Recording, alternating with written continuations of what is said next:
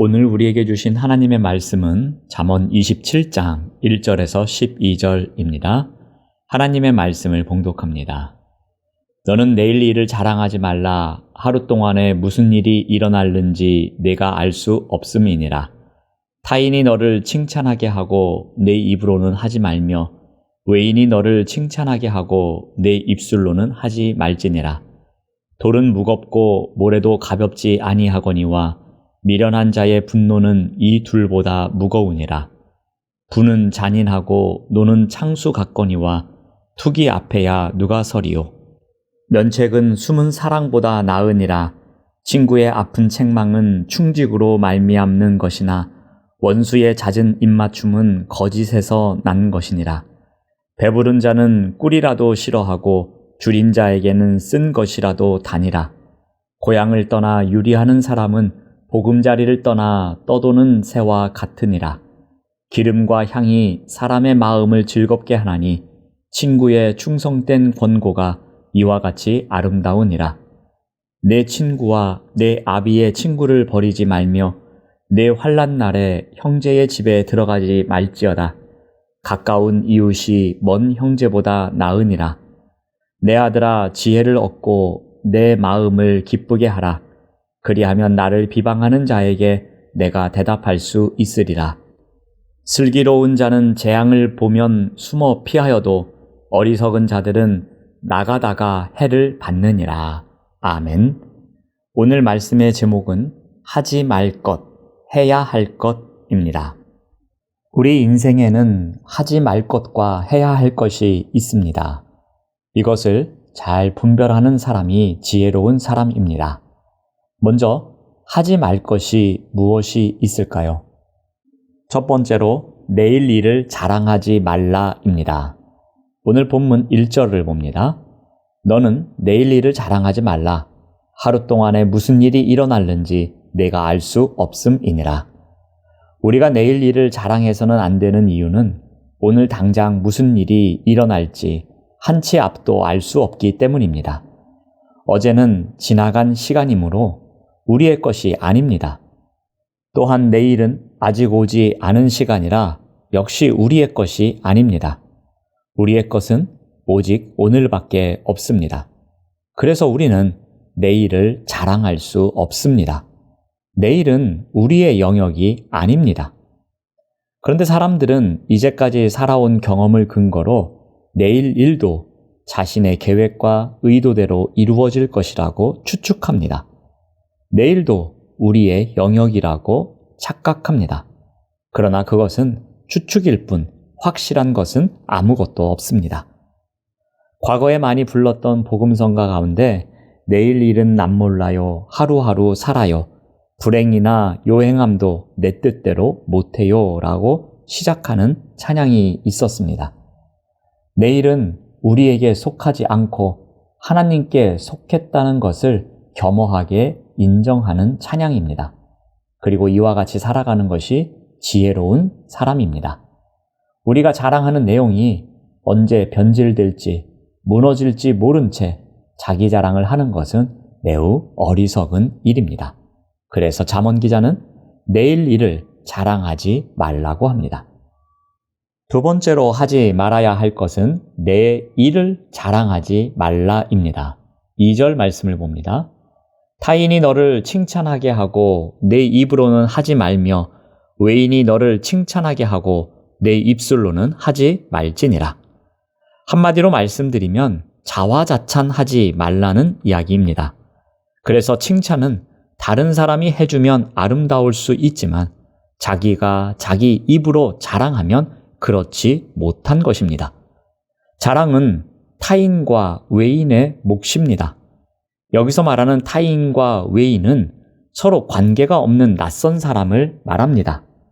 그러므로 사심 없이 객관적으로 판단할 수 있는 사람의 칭찬이 진짜 칭찬입니다. 그리스도인의 삶은 자신이 자신을 칭찬하는 정도가 아니라 다른 사람이 칭찬하는 수준의 삶을 살아야 할 것입니다. 그리스도인의 삶은 스스로 만족하며 자화자찬하는 삶이 아니라 빛과 소금의 사명을 감당하여서 하나님과 이웃 앞에 인정받는 삶이어야 할 것입니다. 그러므로 잠언 기자는 내 일을 자랑하지 말라고 합니다. 세 번째는 분노하지 말라입니다. 3절에서 4절 말씀을 봅니다. 돌은 무겁고 모래도 가볍지 아니하거니와 미련한 자의 분노는 이 돌보다 무거우니라. 분은 잔인하고 노는 창수 같거니와 투기 앞에야 누가 서리요. 돌도 모래도 무겁기에 물에 뜨지 않고 가라앉습니다. 돌이나 모래를 가슴 위에 올려놓고 누워 있으면 어떠합니까? 시간이 지날수록 우리를 짓누릅니다. 그것보다 더 우리를 짓누르는 것이 있습니다. 그것이 바로 분노하는 마음입니다. 상한 감정이 누르는 힘은 우리의 상상을 초월합니다. 분노는 육체적 피로뿐만 아니라 정신적, 정서적 고통까지도 수반합니다. 그래서 분노는 잔인하다고 말합니다. 실제로 돌에 눌려서 죽음을 당하는 사람들보다 마음이 눌려서 죽음을 맞이하는 사람들이 훨씬 많습니다. 그리고 마음을 누르게 하는 분노는 쉬지도 않습니다. 그런데 분노 못지않은 파괴성을 지닌 것이 투기이기도 합니다. 투기 앞에 누가 서리오? 라는 수사 의문문으로 강조합니다. 분노보다도 참혹한 것이 시기와 질투라는 뜻입니다. 그러므로 우리는 어떻게 해야 합니까? 우리가 분노와 질투로 화가 나는 일이 있더라도 속히 용서하고 온유한 마음으로 돌아가는 노력을 해야 할 것입니다. 이 신방 때에 들은 이야기입니다. 두 분이 함께 살고 계신데 부부싸움을 하시면 어떻게 하시는지를 여쭤봤습니다. 그랬더니 우리는 매일 밤 9시에 성경을 같이 읽으며 예배를 드린다고 합니다. 그런데 섭섭한 일이 있어도 싸울 일이 있어도 그 시간이면 다 풀고 성경책을 들고 모여서 함께 예배를 드린다고 말씀하십니다. 이 예배를 드리면서 화가 났던 일, 분노가 있었던 일, 시기하며 질투했던 일, 이 모든 것을 내려놓는다고 말합니다. 이와 같이 분노의 짐을 내려놓는 것이 필요합니다. 다음으로 해야 할 것입니다. 5절에서 6절 말씀을 봅니다. 면책은 숨은 사랑보다 나으니라. 친구의 아픈 책망은 충직으로 말미암는 것이나 원수의 잦은 입맞춤은 거짓에서 난 것이니라. 여기서 면책은 마주대하여 책망하다 이런 뜻을 갖고 있습니다. 바른 사랑은 험담을 하지 않습니다.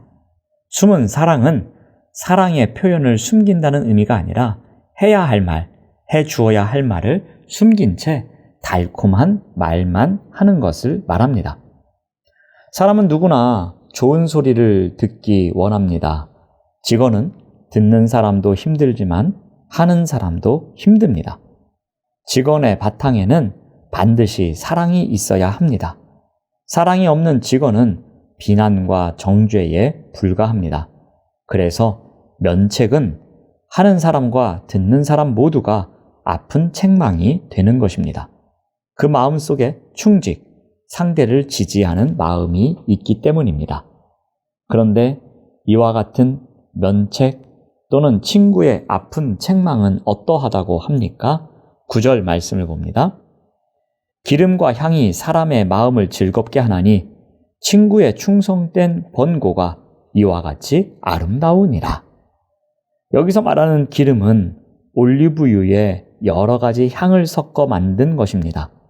그래서 머리에 붓거나 피부에 바르는 화장용 기름을 말합니다. 또한 향은 침향이나 계피향 등의 냄새를 바라는 것을 말하는데 당시의 이스라엘에서는 귀한 손님을 맞을 때 이런 향료를 뿌렸습니다. 그런데 충성된 권고가 이러한 아름다운 기름과 같다고 말합니다. 충성된 권고의 문자적인 뜻은 생명의 권고입니다.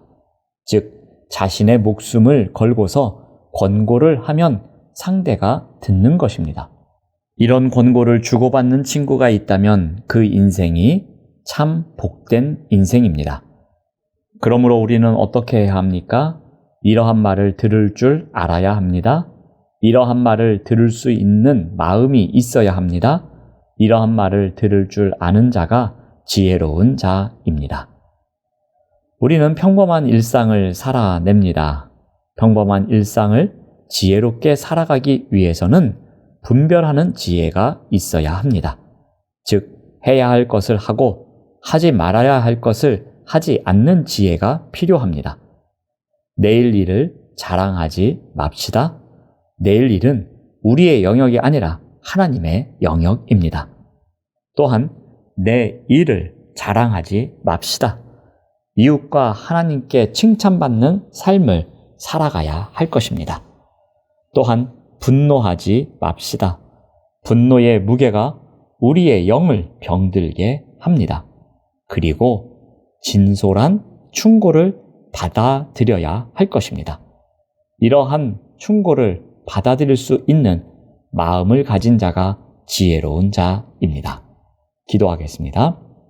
하나님 감사합니다. 분별하는 지혜를 갖고 살아가도록 인도하여 주시옵소서. 하지 말아야 할 것을 하지 않고 해야 할 것을 하며 살아가는 지혜로운 그리스도인이 되도록 인도하여 주시옵소서. 예수님의 이름으로 기도드립니다.